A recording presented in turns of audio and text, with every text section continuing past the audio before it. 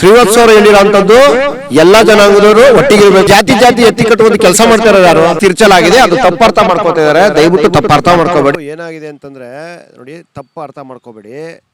ಅವರು ಹೇಳಿರೋಂಥದ್ದು ಈಗ ಕುರುಬ ಜನಾಂಗಕ್ಕೆ ಏನು ಸವಲತ್ತು ಸಿಗ್ತಾ ಇದೆ, ಆ ಒಂದು ಸವಲತ್ತು ಆಲ್ರೆಡಿ ಸಿಗ್ತಾ ಇರುವಾಗ ಎಸ್ ಟಿ ಜನಾಂಗಕ್ಕೆ ಸೇರಿಸ್ಬಿಟ್ಟು ಅಲ್ಲಿ ಗೊಂದಲಗಳು ಸೃಷ್ಟಿ ಮಾಡಿಬೇಡಿ. ಯಾಕೆಂದರೆ ಈಗ ಎಲ್ಲ ಜನಾಂಗದರು ಸರಿ ಸಮಾನದಿಂದ ಒಗ್ಗಟ್ಟಿಂದ ಇದ್ದಾರೆ. ಒಂದು ಜನಾಂಗದ ಇನ್ನೊಂದು ಜನಾಂಗ ಸೇರಿಸಿ ಅದನ್ನು ಮಾಡುವಂಥ ಕೆಲಸ ಯಾಕೆ ಮಾಡ್ತಾ ಇದ್ದೀರಾ ಅಂತ ಹೇಳಿರೋಂಥದ್ದು.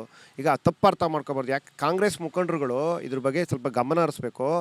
ಈಗ ಈ ಕ್ಷೇತ್ರದಲ್ಲಿ ಶ್ರೀವತ್ಸ ಅವರು ಸರ್ವ ಜನಾಂಗಕ್ಕೂ ಸಹ ಒಟ್ಟಿಗೆ ಇಟ್ಕೊಂಡು ಸಾಮಾನ್ಯರಲ್ಲಿ ಒಬ್ಬ ಶಾಸಕರನ್ನು ತೋರಿಸ್ಕೊಟ್ಟಂಥವ್ರು.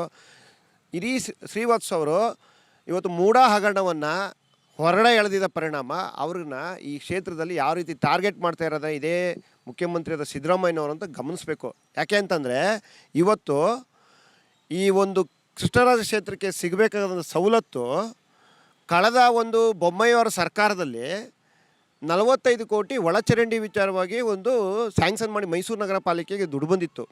ಆದರೆ ಇದೇ ಸಿದ್ದರಾಮಯ್ಯವರು ಈ ಕ್ಷೇತ್ರದಲ್ಲಿ BJP ಇದೆ, ಶ್ರೀವತ್ಸ ಅವರು ಇದ್ದಾರೆ, ನಮ್ಮ ಮೂಢ ಹಗರಣವನ್ನು ಎತ್ತಿ ಹಿಡಿತಾ ಇದ್ದಾರೆ, ಮುಂದೆ ಬರ್ತಾ ಇದ್ದಾರೆ ಅನ್ನೋ ಉದ್ದೇಶಕ್ಕೆ ಅವ್ರು ಟಾರ್ಗೆಟ್ ಮಾಡಿಕೊಂಡು ಆ ಒಂದು 45 ಕೋಟಿ ಅನುದಾನನ ಇವತ್ತು ಚಾಮರಾಜಗೆ 25 ಕೋಟಿನ NR ಕೊಟ್ಟರು. ಯಾವ ಉದ್ದೇಶಕ್ಕೆ ಕೊಟ್ಟರು? ಆದರೆ ಈ ಕ್ಷೇತ್ರದ ಮತದಾರರು ಇರ್ಬೋದು, ಈ ಕ್ಷೇತ್ರದ ಹಾಗಾದ್ರೆ ಈ ರಾಜ್ಯದ ಪ್ರಜೆಗಳಲ್ವಾ, ಈ ದೇಶದ ಪ್ರಜೆಗಳಲ್ವ ಅವರು? ಹಾಗಾದರೆ ಈ ರೀತಿ ಟಾರ್ಗೆಟ್ ಮಾಡ್ಕೊಂಡು ಕೆಲಸ ಮಾಡ್ತಿರೋದು ಇವರು. ಆ ಉದ್ದೇಶಕ್ಕೆ ಇವರು ಇನ್ನೊಂದು ವಿಚಾರ ಹೇಳೋಕೆ ಹೇಳ್ತೀನಿ. ಈಗ ನೋಡಿ, ನಾವು ಒಕ್ಕಲಿಗರಿದ್ದೀವಿ, ಒಕ್ಕಲಿಗರನ್ನ ಯಾವ ರೀತಿ ಟಾರ್ಗೆಟ್ ಮಾಡ್ಕೊಂಡು ಕೆಲಸ ಮಾಡಿದ್ರು ಅನ್ನೋದನ್ನ ಇಡೀ ರಾಜ್ಯಕ್ಕೆ ಗೊತ್ತಾಗಿದೆ. ಲಿಂಗಾಯಟ್ಸರುಗಳನ್ನ 2013ರಲ್ಲಿ ಇವರು ಮುಖ್ಯಮಂತ್ರಿ ಆದಾಗ ವೀರಶೈವರು ಮತ್ತು ಲಿಂಗಾಯಟ್ಸರನ್ನ ಯಾವ ರೀತಿ ಎತ್ತಿಕಟ್ಟಿ ಯಾವ ರೀತಿ ಅವರ ವಿಭಾಗ ಮಾಡಿಕೊಂಡು ಅವರೇ ಸಮಾವೇಶ ಮಾಡಿ ಅವರವ್ರಲ್ಲೇ ಕಚ್ಚಾಡೋಂಥ ಕೆಲಸ ಮಾಡೋಂಥವ್ರು ಮಾಡಿರೋವಂಥದ್ದು. ಇಲ್ಲಿ ಶ್ರೀವತ್ಸ ಅವರು ಹೇಳಿರೋಂಥದ್ದು ಎಲ್ಲ ಜನಾಂಗದವರು ಒಟ್ಟಿಗಿರಬೇಕು, ಎಲ್ಲ ಜನಾಂಗ ಮಾಡ್ತಾಯಿದ್ದಾರೆ. ಈಗ ನೋಡಿ, ಲಿಂಗಾಯತ ಕ್ರಿಶ್ಚಿಯನ್ ಅಂತ ಮಾಡ್ತಾಯಿದ್ದಾರೆ, ಕುರುಬ ಕ್ರಿಶ್ಚಿಯನ್ ಅಂತ ಮಾಡ್ತಾಯಿದ್ದಾರೆ. ಅವಶ್ಯಕತೆ ಇದೆಯಾ ಇದು? ನೀವು ಜಾತಿ ಗಣತಿ ಮಾಡ್ತಾಯಿದ್ದೀರಾ, ಆ ಒಂದು ಜಾತಿಯಲ್ಲಿ ಇರೋಂಥವ್ರು ಅವರು ಇವತ್ತು ಯಾರು ದಡ್ರಲ್ಲ, ಪರಿಜ್ಞಾನ ಇರೋಂಥವ್ರೆ, ಅವರು ಮೆನ್ಷನ್ ಮಾಡ್ತಾರೆ. ಅದನ್ನು ನೀವು ಸೃಷ್ಟಿ ಮಾಡಿ ಜಾತಿ ಎತ್ತಿ ಕಟ್ಟುವಂಥ ಕೆಲಸ ಮಾಡ್ತಾರೆ ಯಾರು? ದಯವಿಟ್ಟು ಇದನ್ನು ಕಾಂಗ್ರೆಸ್ ಮುಖಂಡರುಗಳು ಮನಗಳ್ಬೇಕು. ಒಂದು ಹೇಳಿಕೆ ಕೊಡುವಾಗ ಅಥವಾ ಒಂದು ಶಾಸಕರ ವಿರುದ್ಧವಾಗಿ ಹೇಳಿಕೆ ಕೊಡುವಾಗ ಏನು ಹೇಳಿಕೆ ಕೊಡ್ತಾ ಇದ್ದಾರೆ ಅಂತ ದಯವಿಟ್ಟು ಯಾವ ರೀತಿ ಎತ್ತಿ ಕಟ್ಟುವಂಥ ಕೆಲಸ ಯಾವತ್ತೂ ಮಾಡ್ತಿಲ್ಲ. ಇವತ್ತು ಶ್ರೀವತ್ಸ ಅವರು ಜನಗಳ ಮಧ್ಯೆ ಇದ್ದಾರೆ, ಜನಗಳ ಪರವಾಗಿ ಕೆಲಸ ಮಾಡ್ತಾರೆ, ಸರ್ವ ಜನಾಂಗದ ಪರವಾಗಿ ಕೆಲಸ ಮಾಡೋದಂಥ ವ್ಯಕ್ತಿಯವರು. ಖಂಡಿತ ತಿರ್ಚಲಾಗಿದೆ. ಅದು ತಪ್ಪರ್ಥ ಮಾಡ್ಕೋತಾ ಇದ್ದಾರೆ. ದಯವಿಟ್ಟು ತಪ್ಪರ್ಥ ಮಾಡ್ಕೋಬೇಡಿ. ಅವ್ರ ಹೇಳಿಕೆ ಖಂಡಿತ ತಿರ್ತಾ ಇದ್ದಾರೆ. ಅದ್ರ ಜೊತೆಗೆ ನೋಡಿ, ಇವರನ್ನ ಯಾವ ರೀತಿ ಟಾರ್ಗೆಟ್ ಮಾಡ್ತೀನಿ ಇನ್ನೊಂದು ಉದಾಹರಣೆ ಕೊಡ್ತೀನಿ. ಪಂಚಾಯತ್ ರಾಜ್ ಇಲಾಖೆಯಲ್ಲಿ ಪ್ರತಿಯೊಂದು ಕ್ಷೇತ್ರಕ್ಕೂ 20 ಕೋಟಿ ದುಡ್ಡು ಸ್ಯಾಂಕ್ಷನ್ ಮಾಡಿದ್ದಾರೆ ಇದೇ ಮುಖ್ಯಮಂತ್ರಿಯವರು.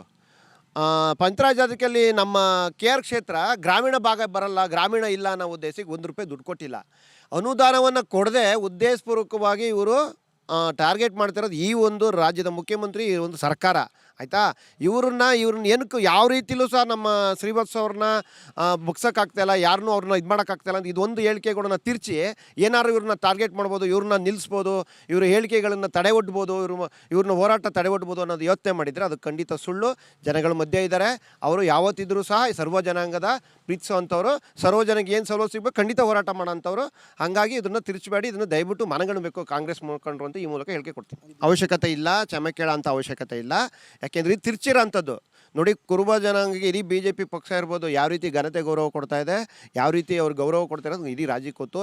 ನೋಡಿ, ಈಗ ಮೇಘಾಲಯ ರಾಜ್ಯಪಾಲರು ಮಾಡಿರೋದು ಯಾರು? ಆಯಿತಾ? ಇಡೀ ವಿಜಯಶಂಕರ್ ಅವ್ರನ್ನ ಇಡೀ ರಾಜ್ಯಪಾಲರು ಮಾಡಿರೋಂಥದ್ದು ಈ ಭಾಗದಿಂದನೇ ಇಡೀ ನಮ್ಮ ರಾಷ್ಟ್ರ BJP ಅವರು. ಆ ರೀತಿ ಗೌರವ ಕೊಟ್ಕೊಂಡು ಕುರುಬ ಜನಾಂಗರನ್ನ ಒಟ್ಟಿಗೆ ತಗೊಂಡು ನಾವು ಇಡೀ ರಾಜ್ಯದಲ್ಲಿ ಸರ್ವ ಜನಾಂಗದ ಕೊಡುವಂಥ ಕೆಲಸ ನಾವು ಮಾಡ್ತಾಯಿದ್ದೀವಿ. ಅದು ಸಹ ಶ್ರೀವತ್ಸ ಅವರು ಸಹ ಮಾಡ್ತಾರೆ, ರಾಜ್ಯ BJPನೂ ಸಹ ಮಾಡುತ್ತೆ. ಸಿಡ್ದು ಹೇಳ್ಬೇಕು ಅಂತ ಅನ್ನೋದು ಏನಕ್ಕೆ ಹೇಳಿದ್ದಾರೆ ಅಂತಂದರೆ, ಸಿಡ್ದು ಹೇಳ್ಬೇಕಾಗಿರೋದಂಥದ್ದು ಆ ಜನಾಂಗಕ್ಕೆ ವಂಚನೆ, ಇನ್ನೊಬ್ಬ ಜನಾಂಗನ ತಗೊಂಡೋಗಿ ಅಲ್ಲೊಳಗೆ ಸೇರಿಸೋ ಅಂಥದ್ದು ಇದು ಸರಿನಾ ಅನ್ನೋದು ರಾಜ್ಯ ಜನ ಯೋಚನೆ ಮಾಡಬೇಕು. ಈಗ ಆಯಿತು, ನಾವು ಒಕ್ಕಲಿಗರು ಇದ್ದೀವಿ, ಇನ್ನೊಬ್ಬರು ತಗೊಂಬಂದು ಹಿಂಗಾಡ್ಸು ನಮ್ಮ ಜೊತೆ ಸೇರಿಸ್ಬಿಟ್ಟು ನೀವು ಒಂದೇ ಸವಲತ್ತು ಕೊಡ್ತೀವಿ ಅಂತ ಹೇಳಿದ್ರೆ ಅವಶ್ಯಕತೆ ಏನಿದೆ? ಈಗ ಇವ್ರು ಬಂದ ಮೇಲೆ ಏನೋ ಜಾತಿ ಸೃಷ್ಟಿಯಾಗಿದೆಯಾ? ಇವ್ರು ಬಂದ ಮೇಲೆ ಏನಾದ್ರು ಜಾತಿ ಉಟ್ಕೊಂಡಿತ್ತಾ? ಮೊದಲೇ ಇರೋಂಥದ್ದಲ್ವಾ? ಏನು ಜಾತಿ ಗಣತಿ ಮಾಡ್ತಾ ಇದ್ದಾರೆ ಅದ್ರ ಪ್ರಕಾರ ನಡ್ಕೊಂಡು ಹೋಗಲಿ. ಅಲ್ಲಿ ಇರೋವಂಥವ್ರು ಬರೆಸ್ತಾರೆ. ಪ್ರತಿಯೊಂದು ಜಾತಿಯಲ್ಲೂ ಅವರವ್ರ ಮುಖಂಡರುಗಳಿದ್ದಾರೆ, ಅವರ ಸ್ವಾಮೀಜಿಗಳಿದ್ದಾರೆ, ಅವ್ರು ಕೊಟ್ಬಿಟ್ಟು ಅವ್ರು ಮಾಡಿಸ್ತಾರೆ. ರಾಜ್ಯದಲ್ಲಿ ಏನು ಗೊಂದಲಗಳನ್ನು ಸೃಷ್ಟಿ ಮಾಡೋದು ಬೇಡ. ಕಳೆದ 13 ಅದೇ ಥರ ಮಾಡಿದ್ದಾರೆ, ಈಗಲೂ ಮಾಡೋದು ಬೇಡ ಅಂತ ಈ ಮೂಲಕ ಸಲಹೆ ಕೊಡ್ತೀನಿ.